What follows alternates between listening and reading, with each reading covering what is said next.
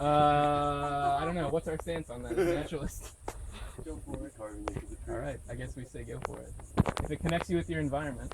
Yeah. Forestry. Not during class though. Not during class. So yeah, we're out here, and like Ben said, right?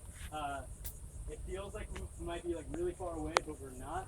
And so that also means that FPCU students think that they're really far away from people, and they'll be doing things that they're not supposed to be doing. And the byproduct of that is going to be a lot of trash. And so if you see any trash, just pick it up, give it to me. I'll put it in my backpack. That'd be great.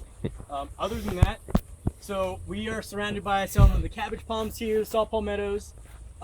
We're still in the pine flatwood, and we're slowly going into the oak hammock. If you look out this way, you can see some pond cypress trees. Pond cypress is what the outskirts of the cypress dome.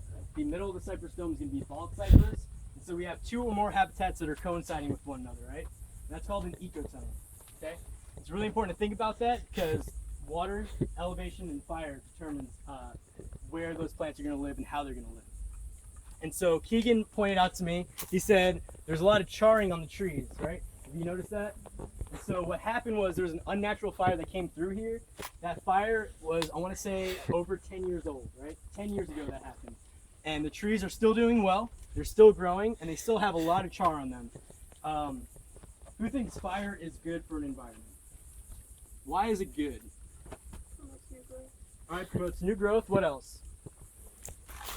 Makes the ground fertilizer. Right, fertilizes the ground. So fire comes through here, burns all this dead material on the ground, right?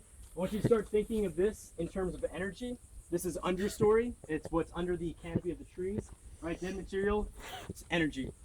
So fire comes through here. Naturally, it's supposed to happen once every 7 years. It happens by a lightning strike. But we have buildings, we have roadways. Lightning strikes do come through here, but the probability of them actually starting a fire is not very likely, okay? So we have prescribed burns, where people actually prescribe a fire burn in an area, or we do a mechanical burn, where machinery comes through here, or people with their hands come and clear things out. And as we go through the oak hammock, you can see a mechanical burn that's just been done recently, and how much it cleared out the vegetation. That's part of the fire. Clean out the vegetation, animals can move through, fertilizes the ground. So after a fire burns that energy, what's left on the ground? Ash, right? Just like what's left on the trees. Ash. Ash is very nutrient dense, okay? So after a few days, you're gonna see bright greens, purples, whites, all these new plant life growing out of that ash, and it's gonna promote new growth. The slash pines need fire to open up their pine cones and to germinate the seed.